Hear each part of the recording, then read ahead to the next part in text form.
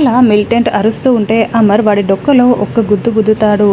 రేయ్, నేను ఈ యూనిఫామ్ వేసుకున్న రోజునే ప్రమాణం చేశాన్రా, నేనే కాదు నా ఫ్యామిలీ కూడా దేశం కోసం ఏమైనా చేస్తుంది, నిన్ను తీసుకువెళ్ళండి అని అమర్ ఆర్డర్ వేయడంతో అతన్ని పట్టుకు వెళ్ళిపోతారు. థ్యాంక్ యూ బుజ్జమ్మ అని మేజర్ ఆఫీసర్ చెప్పడంతో వెల్కమ్ అంకుల్, నేను మా డాడీ చెప్పినట్టే చేశాను అని బుజ్జమ్మ అంటూ ఉంటుంది. బాగి బుజ్జమ్మని తీసుకొని బయటికి వెళ్తుంది. Thank you so much sir అంటూ ఆ ఫ్యామిలీ మొత్తం కూడా అమర్కి దండాలు పెడుతూ ఉంటారు. బాగి బుజ్జమ్మని బయటికి తీసుకువచ్చి నీకు బుద్ధుందా, లోపలికి వద్దన్నా కూడా ఎలా వెళ్తావని అరుస్తూ ఉంటే డాడ్ చెప్పినట్లే నేను చేశానమ్మా అని బుజ్జమ్మ చెప్తుంది. చెప్తే చేయడమేనా నీకు ఏదైనా అయితే అని బాగి అరుస్తూ ఉంటే డాడ్ ఉండగా నాకేమవుతుందమ్మా, డాడీనే నా బలం అని బుజ్జమ్మ అంటూ ఉంటుంది. వెల్డన్ బుజ్జమ్మ, పులి కడుపున పూలే పుడుతుందని నిరూపించావు అని రాతోడంటే నువ్వు ఊరుకో రాతోడ్, చిన్నపిల్ల మాట్లాడుతోంది అని అనుకో, నువ్వు ఇలా మాట్లాడతావేంటి అని బాగి అంటే బుజ్జమ్మ చిన్నపిల్ల అయినా కూడా అంతకు మించిన శక్తులున్నాయి కదా మిస్సమ్మ అని రాతోడ్ అంటాడు. వయసుకు మించిన శక్తులేంటి అని బాగి నిలదీస్తూ ఉంటే అంటే తెలివితేటలు జ్ఞానం వాటి గురించి మాట్లాడుతున్నానులే అని రాతోడ్ కవర్ చేస్తూ ఉంటాడు. అమ్మ, నేను డాడీని నమ్ముతున్నాను, నువ్వు నమ్ముతున్నావు, ఇంకెందుకమ్మ భయం అని బుజ్జమ్మ చెప్తూ ఉంటే అప్పుడే అమర్ అక్కడికి వచ్చి Bujjamma thank you so much Bujjamma, నీ వల్లే ఇంత పెద్ద ఆపరేషన్ ఇంత ఈజీగా సాల్వ్ అయిపోయింది అని అమర్ ముద్దులు పెడుతూ థ్యాంక్స్ చెప్తూ ఉంటే నేను మీ కూతుర్ని డాడీ, నాకెందుకు థ్యాంక్స్ చెప్పండి అని బుజ్జమ్మ అంటుంది. లేదు బుజ్జమ్మ, చెప్పాల్సిందే, ఇప్పుడు నీకేం కావాలో చెప్పు, మా ఆఫీసర్స్ అందరూ కూడా నిన్ను చాలా బాగా మెచ్చుకుంటున్నారు అని అమర్ అంటే నాకు ఏమీ అవసరం లేదు డాడీ అని బుజ్జమ్మ అంటుంది.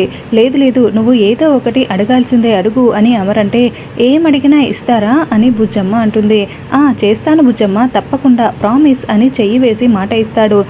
అయితే మీకు త్వరగా గతం గుర్తుకు రావాలి డాడీ, అదే మీరు నాకు ఇచ్చే గిఫ్ట్ అని బుజ్జమ్మ అంటే అది ఎలా సాధ్యం బుజ్జమ్మ అని అమర్ అంటాడు. మీరు మామూలు మనిషిగా తిరుగుతూ ఉంటే చూడాలని కొందరు ఆశపడుతున్నారు, చాలా ఎదురు చూస్తున్నారు, మీ కళ్ళతో ఎదురు చూస్తున్నారు అని, అందుకే నేను అలా అడుగుతున్నాను అని బుజ్జమ్మ అంటే నువ్వు వచ్చం నా అరుంధతిలాగే బుజ్జమ్మ, ఇప్పుడు పక్క వాళ్ళ గురించే ఆలోచిస్తూ ఉంటావు అని అమర్ అనుకుంటూ సరే నాకు గతం అంతా గుర్తుకు వచ్చిందనుకో, అప్పుడు నువ్వేం అడుగుతావో అడుగు అని అమర్ అంటే అప్పుడు కూడా నాకేమీ వద్దు డాడీ, మీరు కలుసుకోవాల్సిన వాళ్ళని కలుసుకొని దగ్గరైతే నాకు అదే చాలు అని బుజ్జమ్మ చెప్తుంది. అది జరుగుతుంది, నీ కళ్ళ ముందరే జరుగుతుంది అని అమర్ అంటే నేనే చూస్తేనే కానీ నమ్మను డాడీ అని బుజ్జమ్మ అంటుంది.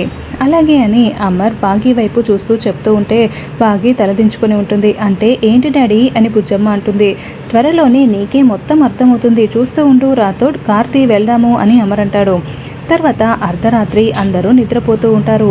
అప్పుడే చెంబా లే అని అంజు పాప అక్కడికి రావడంతో ఉన్నట్లుండి అంజుని ఆ విధంగా చూసి దయ్యం అని చెంబా వణికిపోతూ పరుగులు పెడుతూ ఉంటుంది.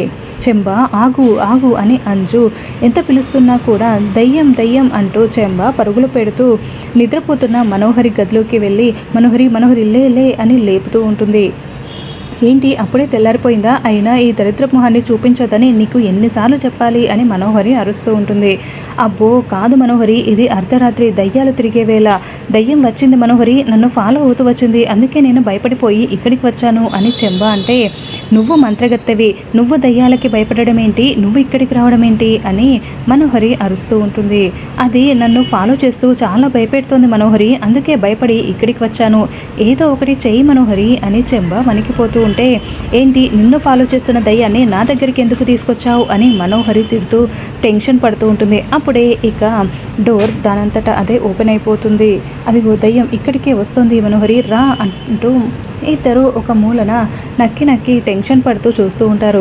అదిగో దయ్యం నీడ అని చెంబా వణికిపోతూ ఉంటే అవునవును అది దయ్యం నీడని, ఏంటి నువ్వు నా దగ్గరికి తీసుకొచ్చావేంటి, ఏదో ఒక మంత్రం వేసి చదివేసి పంపించేయచ్చు కదా అని మనోహరి అంటే నేను మంత్రాలని మర్చిపోయాను మనోహరి అని చెంబా అంటుంది. అదిగో దయ్యం వచ్చేస్తుంది, శ్రీ ఆంజనేయం ప్రసన్నాంజనేయం వచ్చి కాపాడు దేవుడా అని మనోహరి దండం పెట్టుకుంటూ ఉంటే చేసేవన్నీ చెత్త పనులు, మళ్ళీ నిన్ను దేవుడు కాపాడాలా అని చెంబా అంటుంది. చెంప పగిలిపోతుంది జాగ్రత్త అని మనోహరి అంటుంది.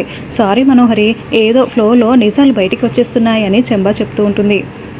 అదిగో అదిగో లోపలికి వచ్చేస్తుంది అని మనోహరి టెన్షన్ పడుతూ ఉంటే అంజు పాప లోపలికి వస్తుంది. ఏంటి ఈ పిల్లని చూసా నువ్వు భయపడిపోయింది అని మనోహరి అంటే, నేను అంజుని కాదు నేను ప్రచండని అని ప్రచండ మాట్లాడుతూ ఉంటాడు. అవును కదా, నువ్వు అంజు శరీరంలోకి ప్రవేశించావు కదా, నేనే మర్చిపోయాను అని చెంబ అంటుంది. అయినా ప్రచండ ఈ అర్ధరాత్రి నువ్వెందుకు నిద్ర లేచి వచ్చావు అని మనోహరి అంటే, నేను నిద్ర పోనేలేదు, నాకు చాలా ఆకలిగా ఉంది, ఈ చెంబ వంట చేసి పెడుతుందని లేపడానికి వెళ్తే భయపడి నీ దగ్గరికి వచ్చింది అని ప్రచండ చెప్తాడు. అయినా నా అన్నం కూడా నువ్వే తినేసావు కదా, అంత తిన్నావు అప్పుడే ఆకలా అని చెంబ అంటుంది. అయినా అన్నం కోసం ఇలా నువ్వు నిద్ర లేపడం ఏంటి, నీ మంత్రాలతో నువ్వే తినేయచ్చు కదా చేసుకొని అని మనోహరి అంటే, ఈ చెంబ వండి పెట్టడానికి ఉండగా నా మంత్రాలు ఎందుకు, నేను దండగా చేసుకోవాలి అని ప్రచండ చెప్తూ ఉంటాడు.